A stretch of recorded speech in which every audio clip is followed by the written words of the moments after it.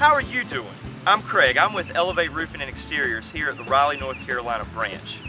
I'm here with Michael today at this job. So Michael, how did this customer contact us? They originally got denied for insurance, and they contacted one of our previous clients, and they called me to do a re-inspection for them. Insurance was denying it from the storm, which it clearly had hail damage, so they called me out for a second inspection, and we got it approved. So on your inspection, you came out and did what you normally would do. Correct. And they were going to pay for this roof themselves out of their own pocket, correct? Correct. And so when you came, you inspected, you said, hey guys, let's get the insurance company back out here. And you were able to get the insurance company to approve this whole project. Correct. And all they had to pay was their deductible. Correct. So did we save them any money? Yes, we saved them $20,000. $20,000.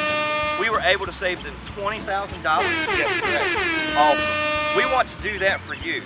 So we are Elevate Roofing and Exteriors. We want to help families because it's our family protecting yours. Our family protects.